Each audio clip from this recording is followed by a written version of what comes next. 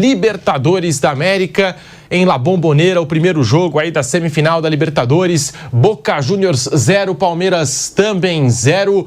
Bruno Prado, muito boa tarde para você. A gente já imaginava um jogo truncado e foi o que aconteceu. De poucas chances e mais um 0-0, mais um empate, tanto para o Boca como para o Palmeiras. Bruno Prado, boa tarde. Boa tarde, Pedro. Boa tarde, Vampeta, Mauro, a todos aqui. Não foi realmente um jogo diferente do esperado, era um jogo que eu não esperava muitos gols e não saiu nenhum, e 0-0 era um resultado bem possível para esse Palmeiras e Boca pelo histórico das equipes na competição, né? O Boca até agora no mata-mata jogou 5 jogos, empatou 5, 4 em 0-0, né? Só teve um empate com gols contra o Nacional do Uruguai, que teve um 2-2. E o Palmeiras empatou também 0-0 com o Atlético Mineiro aqui, ganhou lá em Minas, e empatou 0-0 com o Deportivo Pereira aqui e ganhou na Colômbia. Então são dois times que se defendem bem e que estão com dificuldades para criar. O Palmeiras ele não vive um bom momento assim na parte de criação, na parte ofensiva, tanto individualmente, alguns jogadores abaixo do que podem, coletivamente também o Abel procura uma formação melhor, principalmente depois da contusão do Dudu. Então era esperado um jogo de poucas oportunidades, o Boca até conseguiu chegar com perigo, o Boca teve chance de ganhar o jogo, o Palmeiras tem um ótimo goleiro, tem 2 ótimos zagueiros, isso ajuda bastante, e o jogo aqui também vai ser truncado, vai ser um jogo difícil também, imagina um jogo aqui com poucos gols. Acho que o resultado, claro, é melhor para o Palmeiras, que volta de La Bombonera com empate, isso nunca é ruim, você jogar com o Boca lá, voltar com empate para decidir em casa não é ruim, mas eu espero um jogo também duro aqui, um jogo em que muda um pouquinho, lá o Boca teve mais a bola, tentou mais porque estava em casa, aqui vai ser o contrário, o Palmeiras vai ficar mais com a bola, vai estar mais no campo de ataque, mas também vai ter dificuldade para fazer os gols, para finalizar, porque tem sido assim o Palmeiras nos últimos meses, como também é assim o Boca Juniors. O Palmeiras passou mais uma partida em branco, mas também não tomou nenhum gol ainda, né, nesse mata-mata da Libertadores da América. A gente está abrindo o bate-pronto da Jovem Pan desta sexta-feira. Vampeta, muito boa tarde. Análise desse Boca Juniors 0, Palmeiras também 0. Vamp, boa tarde. Boa tarde, Pedro. Boa tarde, Bruno. Boa tarde a todos, né? Talvez na história do Boca, o Boca tem 6 títulos, né, Bruno? 6. Tá buscando o 7º, quem tem mais título é o Independente, né?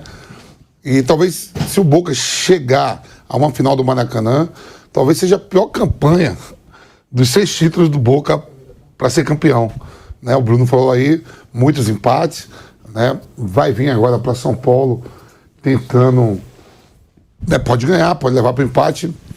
Tem um goleiro lá que pega muito pênalti, o Romero, né? Um goleiro de seleção e tudo.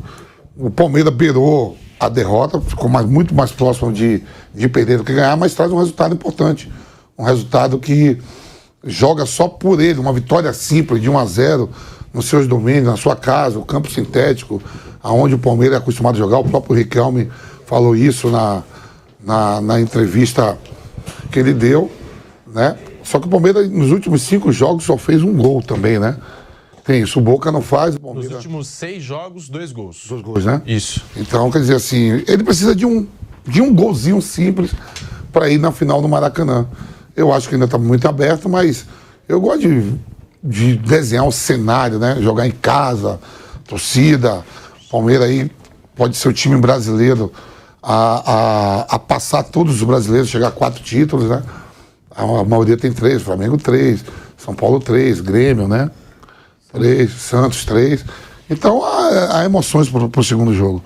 E esse Boca sabe se defender bem também, né? Pegando por esse recorte mais recente, o momento ofensivo do Palmeiras deixa a desejar, porque são apenas 2 gols marcados nos últimos 6 jogos, 1 gol de falta do Rafael Veiga contra o Vasco e 1 gol chorado do Breno Lopes contra o Goiás. Foram os últimos 2 gols marcados pelo Palmeiras.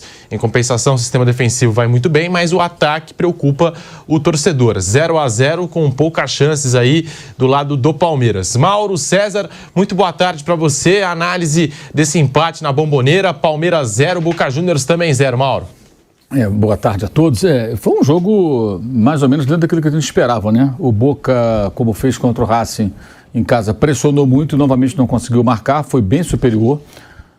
Teve chance com Cavani, com Fabra, com Barco, várias oportunidades de cabeça, chutes fora da área, o Everton quase engoliu um frango, fez uma grande defesa nessa jogada do Fabra, teve chance com o Benedetto, que cabeceou torto, né, sozinho, com os pés no chão, a bola veio para ele, cabeceou como se fosse um zagueiro, tinha acabado de entrar, mas foi bem superior o Boca, partida muito fraca do Palmeiras.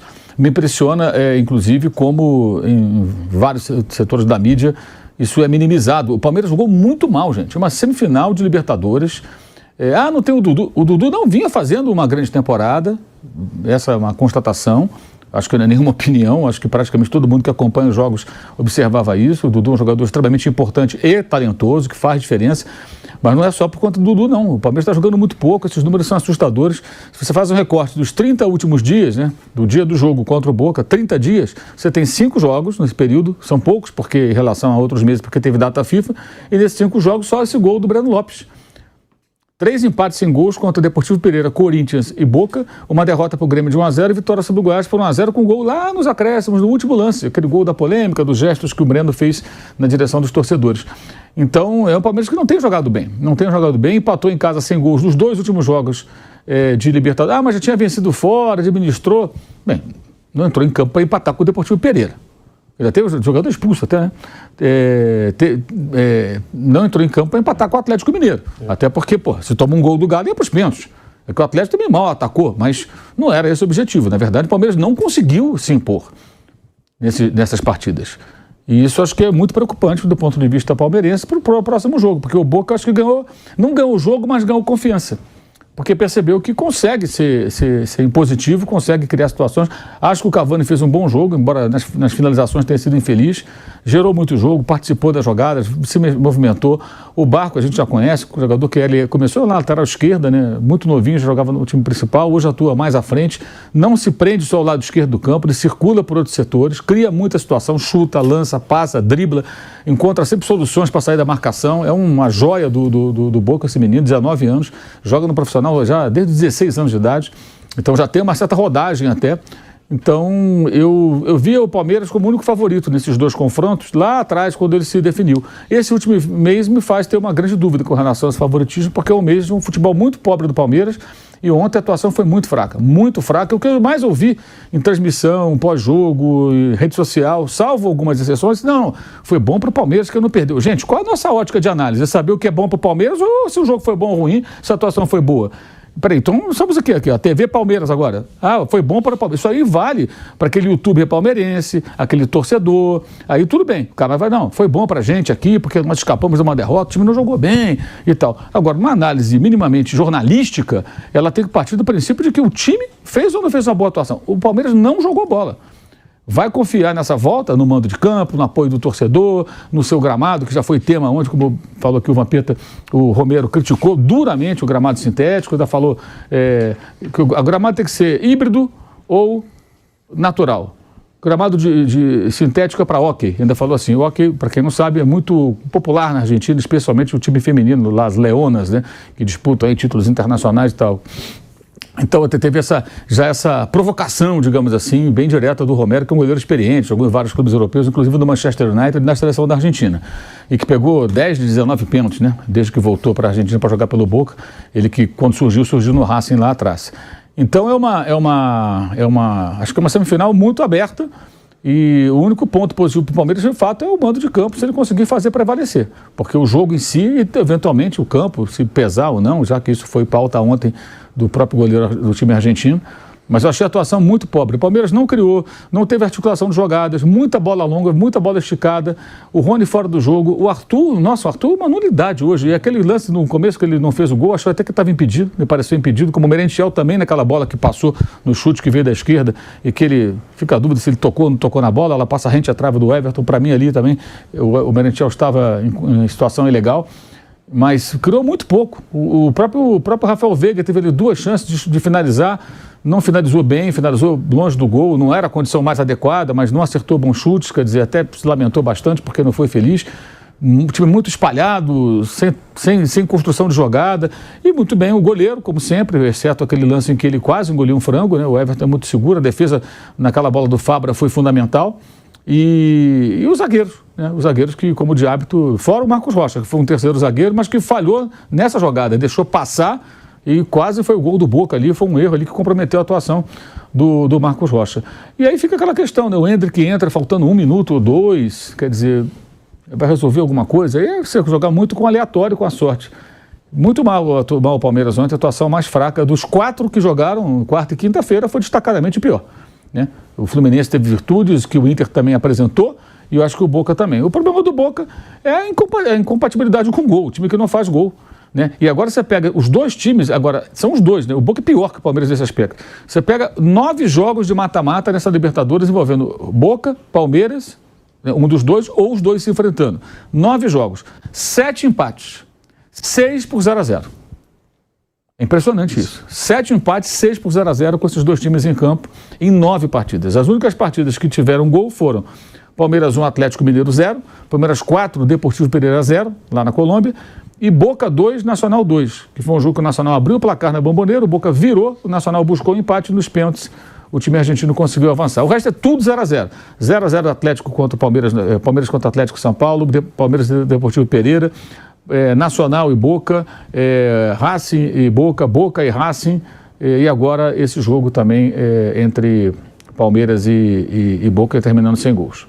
Ô Bruno, isso que o Mauro citou, o lado direito do ataque do Palmeiras não está funcionando. Naquela dobradinha, Marcos Rocha, Mike, com o Arthur deslocado para o setor esquerdo. O Arthur também muito apagado nos últimos jogos. Aliás, nas últimas 10 partidas, o Arthur não tem nenhuma participação para gol nesse time do Palmeiras. E o lado direito o torcedor está cobrando, porque só funcionou naquele jogo contra o Deportivo Pereira, naqueles 4-0. Foi a primeira vez que o Abel Ferreira colocou em campo os dois, né? O Mike como se fosse ali um extremo ponta e o Rocha mais recuado no setor defensivo. Ali, 4-0 contra o Deportivo Pereira e tal. Depois dali não funcionou mais, Bruno Prado. No geral, né? Não está funcionando, né? O Palmeiras ofensivamente está muito mal, os números mostram isso.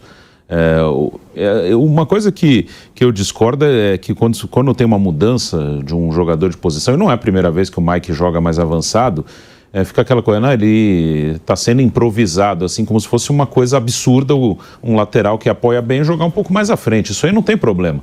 A questão é mais coletiva mesmo. O Palmeiras não está conseguindo jogar bem coletivamente quando precisa atacar o seu adversário. Por isso que o confronto é muito aberto. Pode ser um 0-0 aqui. Seria até um resultado bem esperado. Um 0-0 aqui, um 1-0. Não imagino um jogo com mais de um gol aqui. Acho que é um jogo para sair um gol ou nenhum.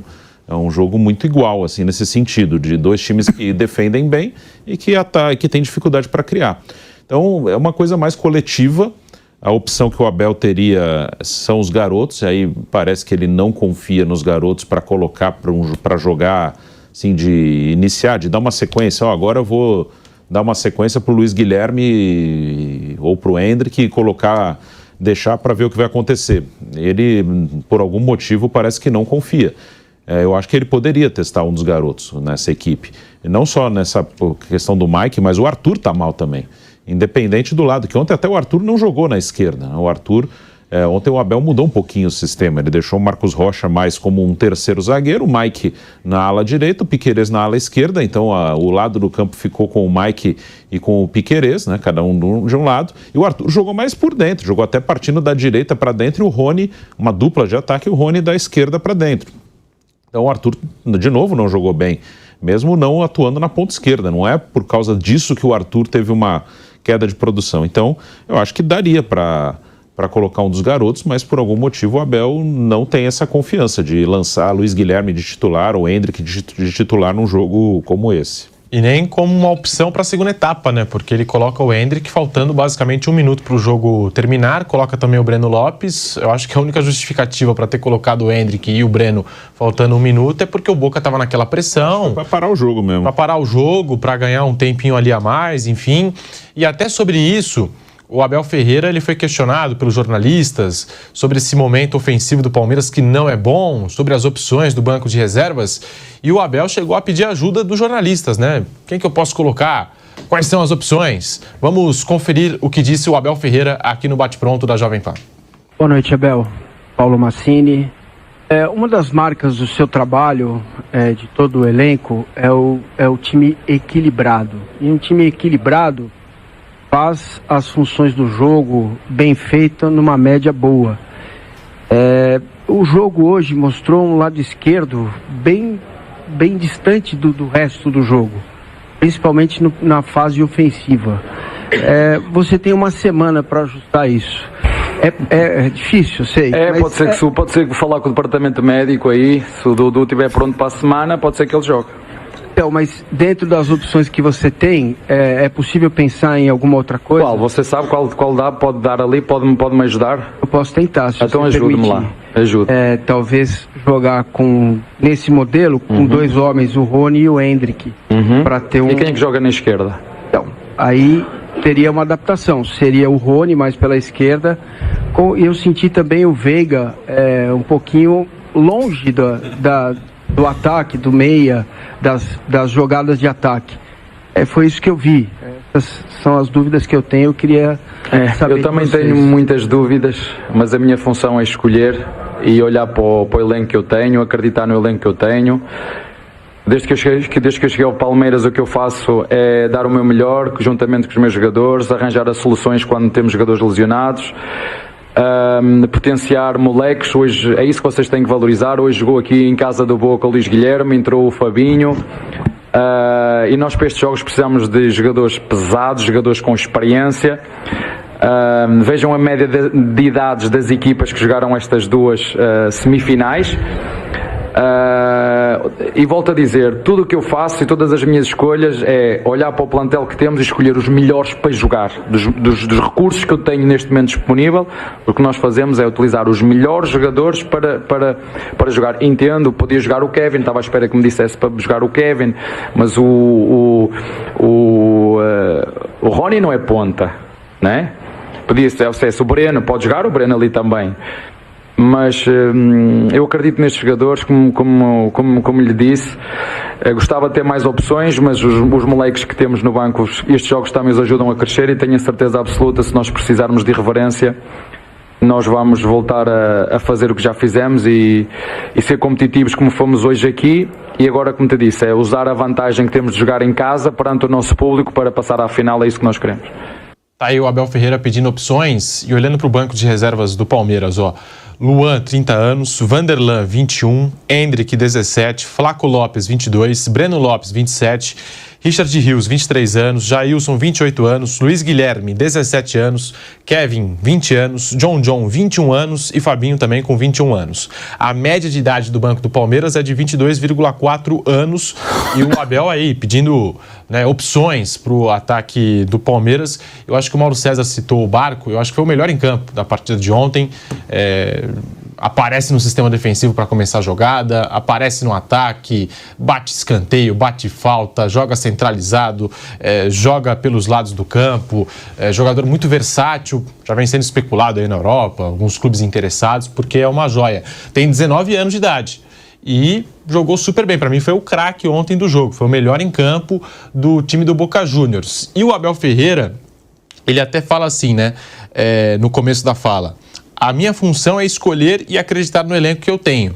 Mas será que ele acredita no elenco colocando o Hendrick faltando 1 minuto para terminar? E muitas vezes, a gente pode puxar aí os jogos mais recentes do Palmeiras, o Abel colocando os garotos faltando 5 minutos, ou até menos do que isso, né, em muitos dos jogos. Teve até jogo que ele deixou de fazer algumas alterações também, que ele segurou ali 2, 3 alterações. Bruno Prado, falando sobre o Abel Ferreira, ficou irritado na entrevista coletiva e pediu opções para esse time do Palmeiras. Bruno Prado. Ele estava irritado porque o time dele não jogou bem, né? E aí ele vai assim, vai ainda pilhado na entrevista, de cabeça quente, e é o jeito dele.